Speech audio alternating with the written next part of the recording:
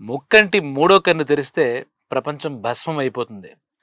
బడబాగ్ని లోపల పెట్టుకొని పైకి చాలా సెటిల్‌గా మాట్లాడడం కొంతమందికే చెల్లుతుంది. ఇదంతా ఎందుకు చెప్తున్నానంటే, మన ప్రధానమంత్రి నరేంద్ర మోడీ ఆయన ఈ పెహల్గాం ఉగ్రవాదం తర్వాత జరిగిన పరిణామాల్లో ఆయన ఎంతలా ఆలోచిస్తున్నారు, ఆయన ఏ రకంగా జరుగుతున్నాయనేది మనకేం తెలియకపోవచ్చు కానీ, ఆయన ఎక్కడా చాలా అంటే ఆవేశపూరిత స్టేట్మెంట్లు లేవు. ఎవ్వరికీ హెచ్చరికలు లేవు. కానీ జరిగేదంతా అండర్ గ్రౌండ్‌లో జరుగుతూనే ఉంది. ఒక పక్క భద్రతకి, దేశ భద్రతకి, ప్రాణాలకి హై ప్రయారిటీ ప్రాధాన్యత ఇస్తూనే ఉగ్రవాద సమూలగ్రంగా నాశనం చేయడానికి ఏం చేయాలనేది ఆ కార్యక్రమానికి శ్రీకారం చుట్టినప్పటి నుంచి నిరంతర పోరాటం ఆయన మనసులో జరుగుతోంది. ఆయన మనసులో ఒక యుద్ధం జరుగుతూనే ఉందని చెప్పాలి ఉగ్రవాదం పైన.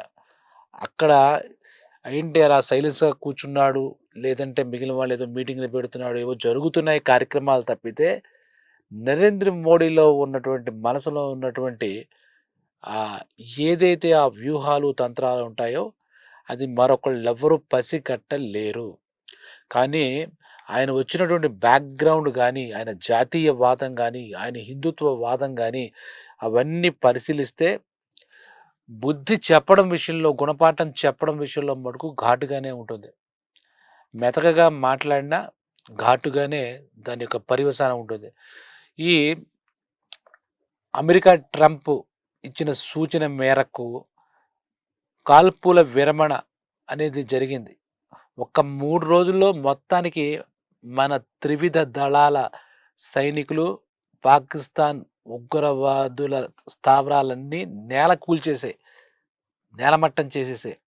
అసలు జరగాల్సిందంతా జరిగిపోయింది ఒక రకంగా.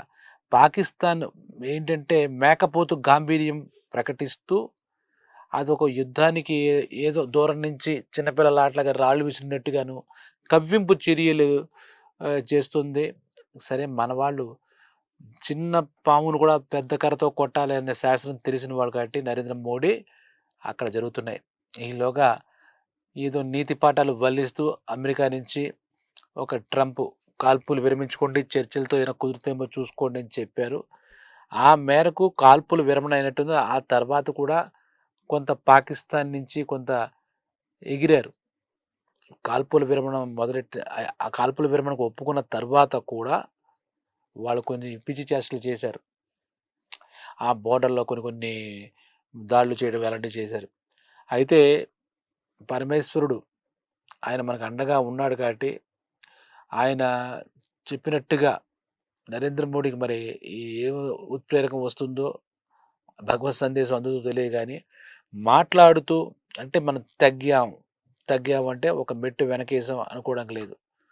కొన్ని పరిమితులకు లోబడి యుద్ధాన్ని ఇప్పుడు ఆపపోతే రేపొద్దున ఉత్తరోత్తర ఏమైనా సమస్యలొస్తాయా అని కూడా చాలా కూల్‌గా ఆలోచిస్తూ ఆయన చెప్పకనే చెప్పినట్టు ఒక వార్నింగ్ నిన్న ప్రజలందరినీ ఉద్దేశించి, పాకిస్తాన్ వాళ్ళని ఉద్దేశించి, అలాగే అమెరికాలో మనందరికీ ఏదో పెద్దరికం వహిస్తున్నారని ఫీల్ అవుతున్నటువంటి ట్రంప్‌ని కూడా ఉద్దేశిస్తూ, ప్రపంచ దేశాలకు కూడా ఆయన ఒక సందేశం ఇచ్చాడనమాట. మొత్తం విశ్వ మానవాళికే ఒక సందేశం లాంటిది నిన్న రాత్రి 8 గంటల ప్రాంతంలో ఆయన ప్రజలను ఉద్దేశించి మాట్లాడాడు. అందులో 2 విషయాల్లో మాత్రం కాంప్రమైజ్ లేదు. No compromise. ఒకటి ఉగ్రవాదం, 2 పాక్ ఆక్రమిత కాశ్మీర్, పాక్ ఆక్యుపైడ్ కాశ్మీర్ అంటాం కదా! ఆ 2 విషయాల్లో మేము ఎటువంటి పరిస్థితుల్లోనూ చర్చలు లేవు. ఒక మంచి మాట చెప్పాడు. ఏంటంటే టెర్రరిజం టాక్స్, టెర్రరిజం ట్రేడ్. అలాగే వీటికి ఇంకో మాట మంచి మాట ఏంటంటే రక్తం, జలం ఈ 2 ఒకచోటే పారవు. రక్తపాతాన్ని మీరు పారించాలనుకుంటే అక్కడ జలం కూడా ఉండదు. ఆ దివ్య జలాలు కూడా అక్కడ ఆగిపోతాయి అని చెప్పి అంటే 2 కాంట్రాస్ట్. ఇప్పుడు టెర్రరిజం ఉన్న చోట చర్చలేముంటాయి? ఉగ్రవాదం దగ్గర ఉన్నటువంటి చర్చలుండవు. అలాగే ఉగ్రవాదం ఉన్న చోట వాణిజ్యానికి అసలు మాటే లేదు. అలాగే రక్తం, జలం 2 చోట్ల ఉండవని చెబుతూ ఈ సింధు నదీ జలాల విషయంలో ఇంక మీరు ఆశ వదిలేసుకోవచ్చు అని స్పష్టం చేశారు. మా కండిషన్స్ ప్రకారం చేశారు. అలాగే ఆహ్, ఆయన చెప్పినటువంటి హెచ్చరికలు ఆ రకంగా ఉంటే ఆపరేషన్ సింధూర్ సక్సెస్ అయిందని ఆ సక్సెస్, ఆ విజయం తల్లులకి, కూతుళ్ళకి ఇలా ఆడవాళ్ళందరికీ కూడా స్త్రీ జాతికి అంకితం చేస్తున్నట్టుగా చెప్పారు. అదే రకంగా ఈ త్రివిధ దళాలు ఆర్మీ, నేవీ అలాగే ఎయిర్ ఫోర్స్ ఈ ముగ్గురు అందించినటువంటి సేవలకి సాక్షాత్తు ప్రధానమంత్రి సెల్యూట్ చేశాడు. వాళ్ళు చేసినటువంటి యుద్ధంలో పాల్గొని శత్రు స్థావరాలని అలాగ నేలమట్టం చేసినందుకు భద్రత విషయంలో అంత కేరింగ్‌గా అంత ముందుకెళ్ళి పోరాటం చేసిన ఆ సైనికులందరికీ కూడా సాల్యూట్ చేశాడాయన. చాలా చాలా గొప్ప విషయం అన్నమాట. వాళ్ళ ఇచ్చినటువంటి సహకారం కానీ, ఇంకో మాట చెప్పాడు. దేశమంతా ఏకమయ్యి ఒక ఏకత్వానికొచ్చి దేశంలో భిన్నాభిప్రాయాలుంటాయి. జనాలు రకరకాల పార్టీలుంటారు, రకరకాల మనుషులుంటారు. కానీ ఈ ఉగ్రవాద నిర్మూలన విషయంలో అందరూ ఏకతాటిపైకొచ్చారు, ఏకమయ్యారు, ఏకత్వంగా నిలిచారు. మాకు మద్దతిచ్చారు కాబట్టే మేము పాకిస్తాన్ పైనటువంటి ఇలా చేయడానికి మేమున్నాము అని చెబుతూనే ఇది ఇంకా పూర్తిగా అంతమైపోలేదు. ఇప్పుడు మా యుద్ధం అంటే ఒక రకంగా ఫుల్ స్టాప్ పెట్టలేదు వాళ్ళేమి. కామయ్యేది.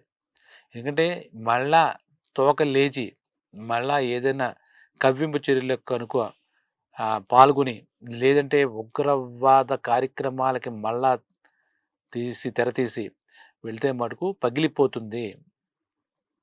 మామూలుగా ఉండదు అనే హెచ్చరిక చెప్పారాయన. అసలా ఆ మాటల్లో వేడి, వాడి దాంతో ఆయన ఆయన చెప్పిందేంటంటే ఈ ఉగ్రవాద పైన ఈ మన త్రివిధ దళాల సైనికులు చేసిన దాడి కన్నా దారుణమైనటువంటి ఆయన మాటలతో దాడి కనపడింది నాకు. అలాగే అందరికీ ఒక సందేశం ఆయన ఇచ్చేసినట్టయింది. జనాలకు కూడా మీరేం భయపడకండి. ఏమీ జరగదు. మనల్నెవ్వడు ఏమీ చేయలేడు. ఏమీ పీకలేడు అన్నట్టుగా ఆయన మనకి చెప్పాడాయన. ఆయన విగ్రహాన్ని నిన్న పరిశీలిస్తే అంటే ఆయన నిలబడి చూస్తుంటే ఆయన మాటల్లో ఇందాక చెప్పినట్టు ఉన్న ఆ కాన్ఫిడెన్స్ ఈ ఉగ్రవాద నిర్మూలనకు తీసుకున్నటువంటి ఆయనలో ఒక చిత్తశుద్ధి, ఆయనలో ఉన్నటువంటి ఒక కసి, ఒక భారతదేశ పౌరుషం, ఆ పెహల్గాంలో మన వాళ్ళు అకారణంగా అమానుషంగా చంపవేయబడ్డారనే అది ఆయన ఇంకా ట్రిగ్గర్ అవుతూనే ఉంది ఆయనలో. ఆయనలో ట్రిగ్గర్ అవుతూనే ఉందనమాట. ప్రధానమంత్రి అనే పదవిలో ఆయన లేకపోతే ఈ త్రివిధ దళాలకు అధిపతి ఆయన కూడా యుద్ధంలోకి వెళ్ళిపోతాడేమో ఏతుపాకి పట్టుకుని అనిపించింది నాకు. అంత 75 ఏళ్ల వయసులో కూడా ఈ ప్రధానమంత్రిగా సంయమనంగా పాటిస్తూ మనందరికీ మార్గనిర్దేశనం చేస్తూ ఈ ఉగ్రవాదుల అంతానికి పంతం పట్టిన వ్యక్తిలా కనపడ్డాడు.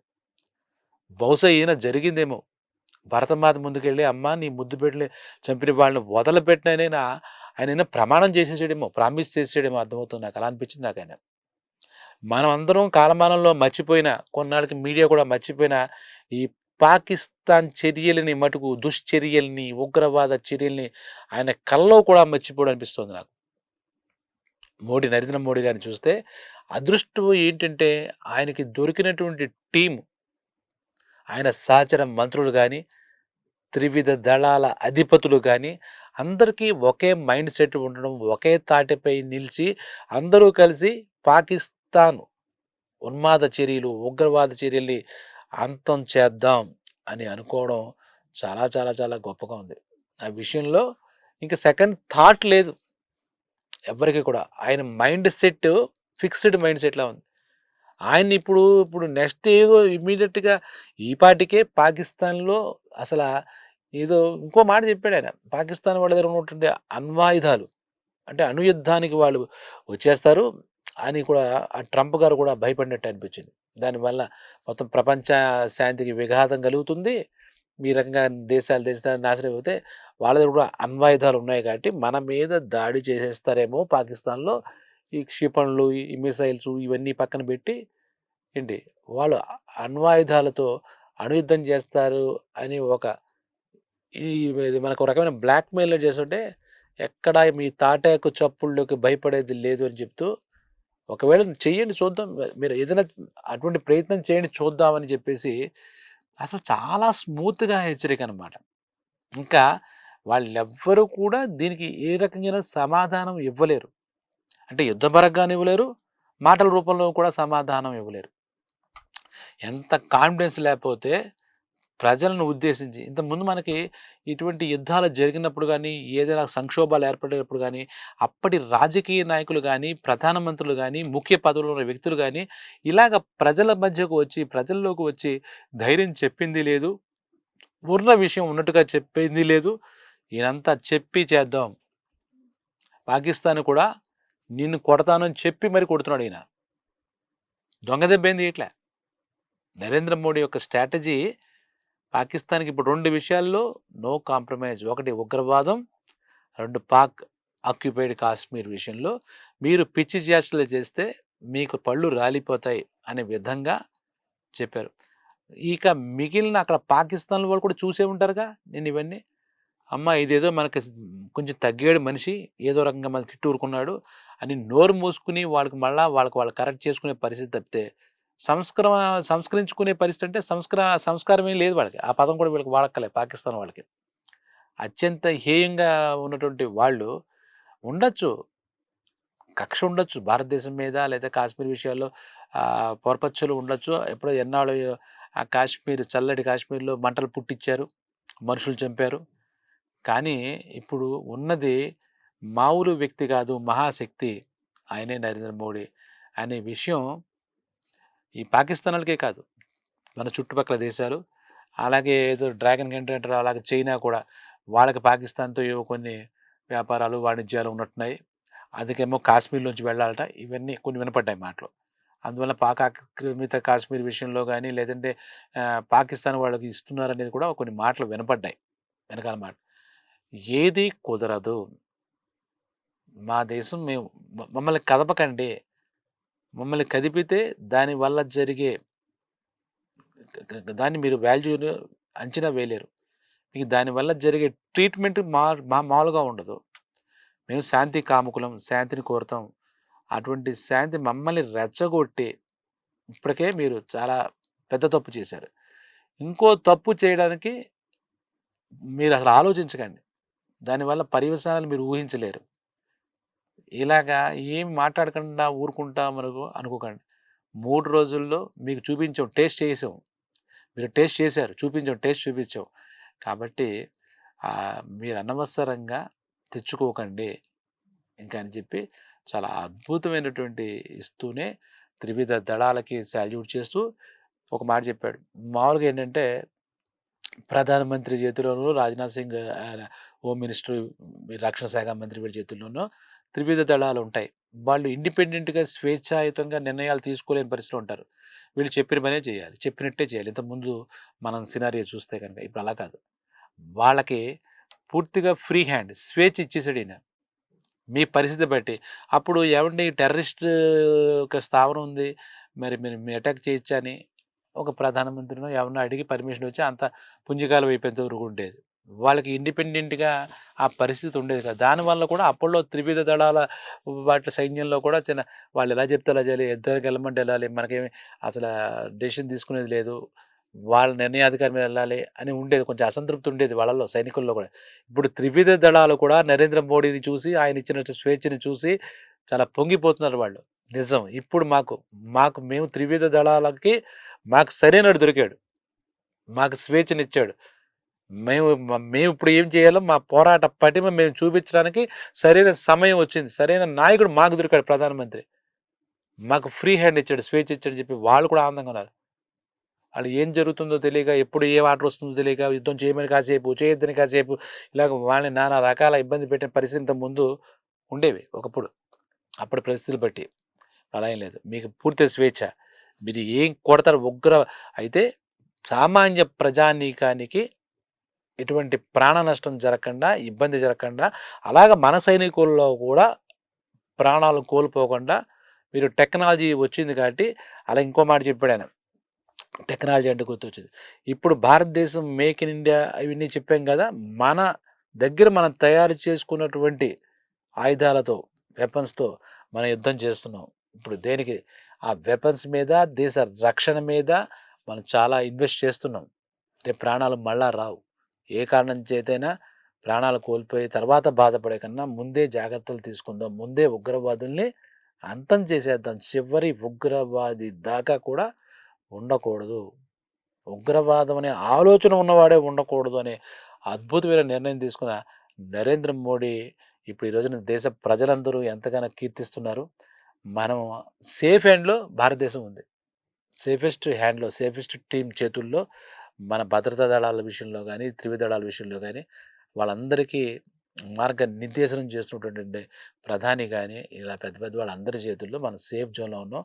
ఇక పాకిస్తాన్ ఇంకా అదేం సైలెంట్‌గా ఉంటుందని మనం అనుకోక్కలే. అది ఆయనే అంటున్నాడాయన. మీరు సైలెంట్‌గా ఉంటారు.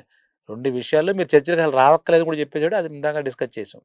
ఇప్పుడు కూడా ఓ 2 రోజులు నోరు మూసి కూర్చుంటారేమో. మళ్ళా రెచ్చగొట్టి కవ్వింపు చర్యలేస్తారు. మళ్ళా మొట్టికాయ తింటారు. అదవుతుంది. ఈలోగా మన వాళ్ళు తీసుకునే వ్యూహాలు, తంత్రాలు, ప్రపంచ దేశాలతో చర్చలు ఇవన్నీ లోపాయికారిగా జరుగుతాయి. ఫైనల్‌గా ఒక శుభంగాడు పడే రోజు త్వరలోనే ఈ సబ్జెక్ట్‌ని మనం డిస్కస్ చేయకలే. హాయిగా మనం సుఖశాంతులతో భారతదేశం ఇంక యుద్ధం గురించి డిస్కస్ చేయక్కలేదు. ఆయన అంటాడు యుద్ధం కోరుకునేవాడిని కాదు. యుద్ధం రావాలి అలాగే అట్ ద సేమ్ టైమ్ ఉగ్రవాదం మీద మటుకు యుద్ధం చేయడానికి ఎప్పటికి వెనకాడనంటాడు. అది మనకు జాగ్రత్తగా అర్థం చేసుకోవాల్సిన విషయం. సో, నరేంద్ర మోడీ గారికి అంతకుముందే చాలా సార్లు చాలామంది చెప్పారు. మళ్ళా మనం అందరం కూడా మీ వెనకాల మేముంటాం. మీరు తీసుకునే ప్రతి నిర్ణయానికి మేము నైతికంగా మద్దతిస్తాం. మీలాంటి ప్రధాని మాకు దొరకడం మా అదృష్టంగా మేము భావిస్తున్నాం. మీరు భారతదేశాన్ని మీరు రక్షిస్తున్న విధానం, మమ్మల్ని రక్షిస్తున్న విధానం ఇంకా నభూతో న భవిష్యతి. మీరు భారతదేశ రక్షణ కోసం భరతమాత ముద్దుబిడ్డగా, అవతార పురుషుడిగా వచ్చారనుకుంటున్నాం. మీకు హెడ్స్ ఆఫ్ చెప్తూ, మీకు అనేక ధన్యవాదాలు చెప్తూ సెలవు.